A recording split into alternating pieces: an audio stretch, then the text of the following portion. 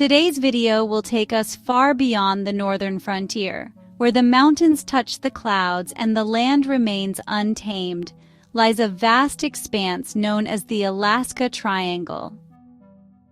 It will also reveal a bit of intel from Jen Han to my friend Dan Willis. I have been authorized to share it, and it could be a clue to how much transparency we are truly getting these days. Another example of how nothing is as it seems, so the PSYOP clearly continues. But first, let's look at Alaska, a land of raw beauty, unforgiving wilderness, and profound silence. But within this silence lies a region shrouded in mystery, a stretch of land known to some as the Alaska Triangle. Anchorage, Juneau, Utqiagvik. These 3 points form more than a geographic boundary. They mark the edges of a zone with one of the highest concentrations of unexplained disappearances, strange phenomena, and increasing encounters with objects in the sky that we cannot identify. Since the 1980s, over 16,000 people have vanished in this region since the 1980s. From pilots, hikers, hunters, and even an entire aircraft, many without a trace. The Alaska Triangle rivals the Bermuda Triangle in mystery, but the harsh environment in this area plays a role, just like Antarctica. Even whole search teams have vanished. Some are lost to nature, others remain unexplained. The numbers of disappearances far exceed national averages, even when accounting for terrain. It's like some of these people just disappear into thin air, says a veteran search and rescue pilot. No wreckage, no signal, no distress. It doesn't make sense.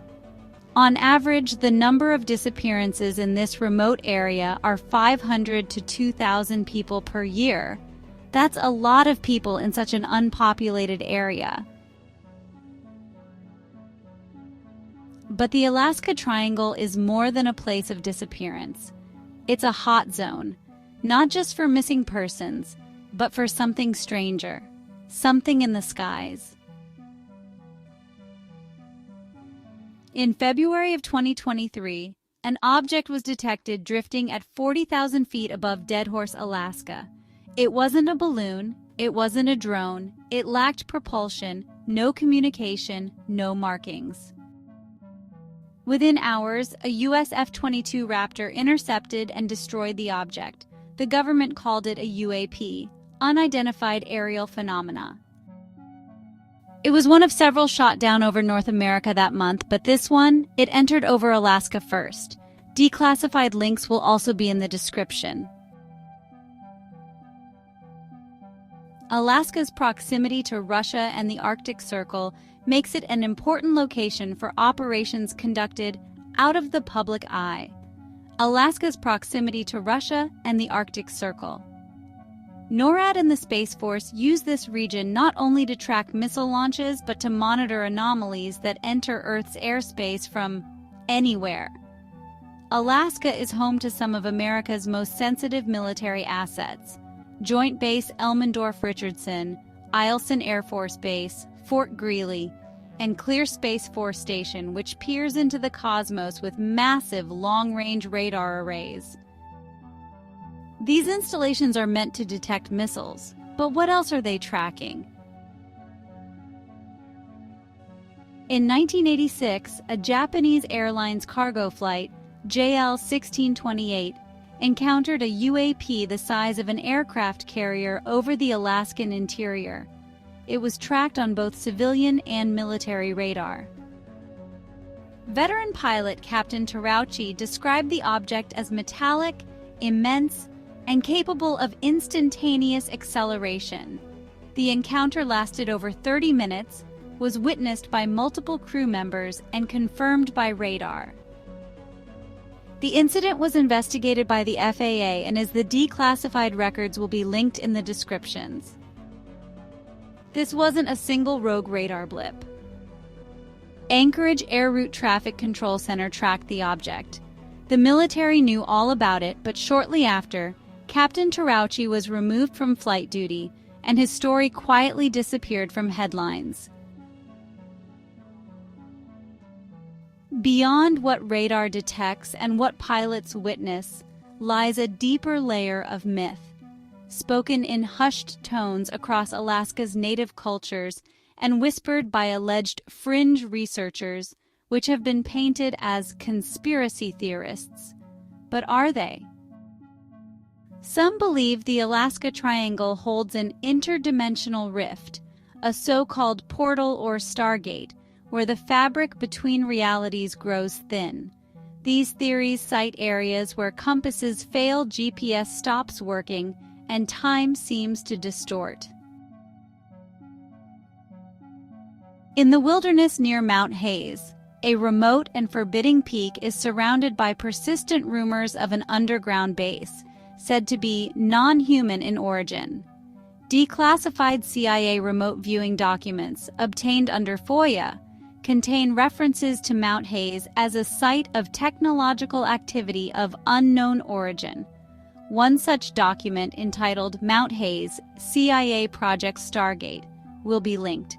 This document was part of the U.S. military's psychic espionage program in the Cold War and describes a structure under the mountain, housing what one viewer called intelligent machinery. This may be touted as conspiracy misinformation by the media, but its existence has officially been declassified. Mount Hayes houses a massive underground alien base. Remote viewer Pat Price, who has been tied to the CIA's Stargate Project, says that he actually saw the base in the 1970s. He also claimed that it's one of 4 global ET hubs, including Mount Perdido, Spain, Mount Zeal, Australia, and Mount Nyangani, Zimbabwe. So please understand that you would be wrong if you thought that the U.S. is the only country involved with extraterrestrials. Described in the declassified Sunstreak files, the Mount Hayes base is run by human-like aliens with unique hearts, lungs, and eyes. It has also been said that they use thought transfer to control humans in time for disclosure. 2021. But you must realize that, like people, ETs can have selfless or selfish motives, and it would be unwise to profile all extraterrestrials as hostile or with bad intentions. I will link my video about the naval and government agreements with extraterrestrial species back in the 50s. Eyewitnesses have reported UFOs hovering over Mount Hayes that were captured on video in Fairbanks. Also, a UFO hunter who chooses to remain nameless flew over it, hunting for base entrances. He zeroed in on the northeast face of Mount Hayes after locals reported lights pulsing there. His footage showed rugged terrain, hinting at crevasses or shadowed areas as potential portals. He also noted that these areas aligned with Pat Price's remote viewing of ships exiting via concealed openings on the well-noted Travel Channel. There was no landing or close-up proof, but it has been suggested that entrances use extraterrestrial technology known as vibrational cloaking or energy fields, explaining why they're unseen.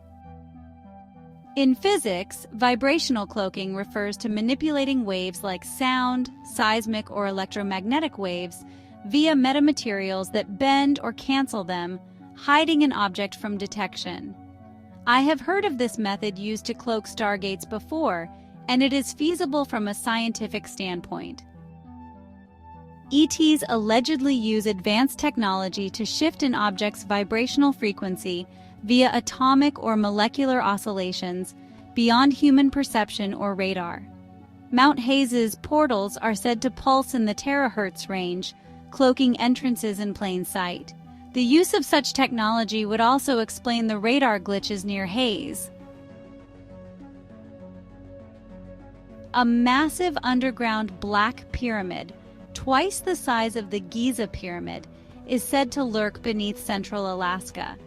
With a base of about 450–500 meters and an unknown height, the black surface is non-reflective, possibly crystalline or alloy. Speculated to emit electromagnetic pulses and disrupting planes, the military allegedly guards it. FOIA requests have hit walls, and a geologist on the Y files claims that 1993 core samples vanished. It is often tied to Mount Hayes or the nearby Denali National Park. In 1992, there was a KTVA Anchorage news report that was later scrubbed about a Chinese nuclear test revealing the pyramid via seismic waves. Whistleblower Doug Muchler, a U.S. Army counterintelligence officer, claimed he saw this broadcast, pegging it southwest of Mount Hayes. The Black Pyramid was described as an energy generator, possibly built by extraterrestrials that power UFOs and/or the bases. Linda Moulton Howe amplified this in 2012, citing that remote viewers and a 1950s engineer, Marty Johnson, who says he worked inside the pyramid via an elevator shaft and speculated that it's linked to the Mount Hayes ET hub, with tunnels or portals connecting them. The coordinates given were 62°57 N, 155°35 AW, which is near McGrath, a small village with a population of about 300. McGrath is about 220 miles northwest of Anchorage and 270 miles southwest of Fairbanks. It has a small airstrip and trading post, making it a stopover for wilderness treks. Nathan Campbell, who vanished in 2020 chasing the pyramid, cached supplies near Carey Lake, 65 miles northwest of Denali, not far off McGrath's broader region. Many call McGrath the gateway to the Alaska Triangle where the pyramid hums. Linda Moulton Howe and Doug Muchler pegged the pyramid closer to Denali National Park, still 150 to 200 miles from McGrath. Remote viewer Pat Price of the CIA Stargate Project in the 70s claimed Mount Hayes hosts a base run by tall Nordic extraterrestrials with blue eyes and nearly human, who are also known as Pleiadians. This description has been confirmed by many, and the whistleblower JP has indicated that the Nordics will be the first extraterrestrial species sent to interact with us. This will be the easiest way for so many of us on planet Earth. The Nordics are extremely loving and selfless, and we will feel their love and hopefully be influenced to move to higher vibrational levels ourselves. I did a video on the Nordics, which I will link. Per the declassified Sunstreak files, Price also said that they use thought transfer to control humans. From my understanding, the Nordics will not control us. They are bound to agreements regarding free will, and I will also link a video that I did on the Prime Directive, which is an agreement that guides member nations of the Galactic Federation. Other sightings report plasma-like lights hovering over valleys and aircraft that vanish mid-flight without triggering distress calls. Could these be natural magnetic anomalies? Or is the triangle acting as a window to somewhere else? One thing that I considered was the proximity of McGrath and the Black Triangle to the HARP installation in Gakona, Alaska, about 90 miles south-southeast of Mount Hayes. Well, it turns out that they are all about 90 to 120 miles from each other and also form a triangle. Coincidence? Don't know.